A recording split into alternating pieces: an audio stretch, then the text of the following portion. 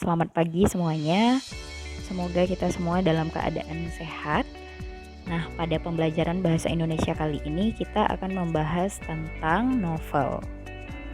Baik, kita masuk ke pengertian dari novel. Nah, novel itu adalah karya sastra yang berbentuk prosa atau berbentuk cerita.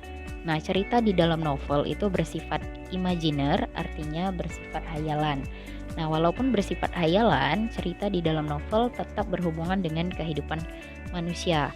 Hal ini dikarenakan pencipta novel itu terinspirasi dari kehidupan manusia yang sebenarnya lalu dibuat kembali dalam sebuah cerita yang ditambahkan dengan hasil imajinasi oleh si penulis novel tersebut. Nah, kita masuk ke ciri-ciri novel. Nah, ciri novel yang pertama adalah memiliki banyak tokoh. Nah, novel memiliki banyak tokoh, hal ini dikarenakan cerita yang disajikan dalam novel itu cenderung lebih kompleks. Sehingga keberadaan dari banyaknya tokoh ini itu menggambarkan rumitnya permasalahan yang disajikan dalam novel tersebut. Lalu ciri dari novel yang kedua yaitu memiliki latar yang dinamis. Nah, dinamis itu artinya berubah-ubah. Nah, latar di sini itu latar tempat, waktu, suasana. Nah, adanya latar yang dinamis ini menggambarkan karena adanya kompleksitas dari sebuah novel tersebut. Sehingga ketika kita membaca, maka kita akan menemukan kondisi yang fluktuasi atau perubahan-perubahan dari latar-latar yang disajikan dalam sebuah novel.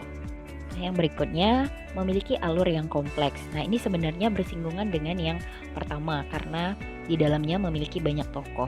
Alur yang kompleks ini dikarenakan tokoh yang terdapat di dalam novel itu lebih dari satu sehingga masing-masing tokoh tentu memiliki konflik masing-masing dan walaupun mereka memiliki konflik masing-masing tetap memiliki benang merah yang sama atau garis tema yang sama terkait konflik utama dalam sebuah novel tersebut.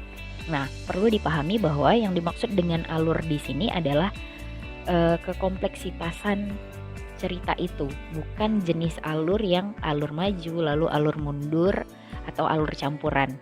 Tetapi alur cerita di sini adalah kompleksitas sebuah cerita yang disajikan dalam sebuah novel tersebut. Nah, ciri yang berikutnya adalah nasib tokoh yang terdapat di dalam novel itu berubah. Nah, perlu diketahui karena novel itu cenderung panjang ceritanya dan kompleks, maka akan ditemukan perubahan-perubahan nasib pada tokoh. Nah, kita bisa melihat ketika kita mempelajari tentang teks cerita sejarah. Di situ, saking banyaknya tokoh dan masing-masing tokoh memiliki konflik, walaupun terdapat benang merah konflik yang sama dalam sebuah novel tersebut. Nah, tetapi kita bisa menemukan adanya perubahan-perubahan dari nasib si tokoh tersebut. Katakanlah ada si tokoh analis yang pada akhirnya meninggal. Lalu si tokoh Mingke yang pada akhirnya dia menikah dengan orang lain. Nah, yang terakhir adalah tema yang disajikan dalam novel bersifat kompleks. Artinya di dalam sebuah cerita yang disajikan itu banyak tema yang diangkat. Misalnya katakanlah dalam cerita tersebut membahas tentang konflik keluarga, tetapi di dalam konflik keluarga tersebut ternyata memasukkan tema konsep ketuhanan atau bagaimana keluarga tersebut mampu mengingat tentang Tuhan dalam proses ketika mereka mendapatkan masalah. Nah, jadi itu yang dimaksud dengan kompleksnya tema yang disajikan. Jadi ada satu garis besar tema, namun di dalamnya ada sub-sub tema yang bisa masuk ke dalam garis besar tema tersebut. Nah, karena novel merupakan karya sastra berbentuk prosa, maka novel memiliki unsur intrinsik dan ekstrinsik yang sama seperti prosa-prosa lainnya yang pernah kita pelajari pada tema-tema sebelumnya. Sehingga pada pembelajaran novel kali ini Ibu tidak akan menjelaskan lagi unsur intrinsik dan unsur ekstrinsik dari novel. Nah, kita akan masuk kepada KD yang pertama kita, yaitu menelaah pandangan pengarang terhadap sebuah novel yang diciptakan. Yang dimaksud dengan menelaah pandangan pengarang itu adalah upaya untuk menangkap maksud, menginterpretasikan atau mengartikan, menjelaskan konsep yang dimiliki oleh pengarang dalam menanggapi dan menggerakkan masalah-masalah dalam kehidupan yang terdapat dalam novel yang ia ciptakan. Nah, jadi artinya ketika kita membaca sebuah novel dari seorang pengarang, lalu kita disuruh menelaah pandangan pengarang itu, berarti kita menafsirkan apa yang sebenarnya ingin disampaikan oleh pengarang dalam cerita yang dibuat. Nah, yang perlu diketahui adalah menelaah atau menafsirkan pandangan pengarang ini lebih dari sekadar kita hanya menyampaikan sinopsis atau menyampaikan cerita dalam novel yang kita baca saja, tetapi kita sudah memahami betul cerita dari novel yang kita baca tersebut.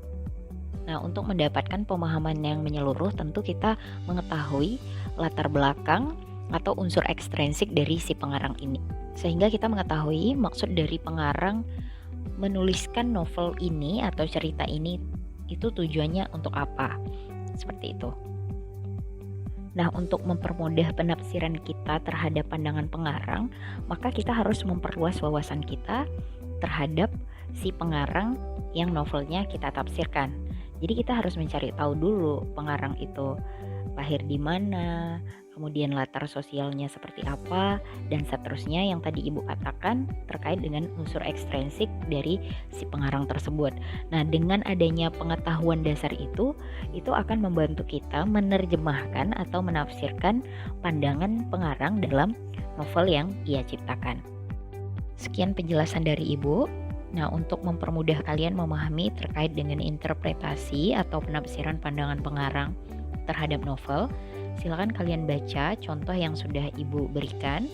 Nanti baru kita masuk ke sesi tanya jawab di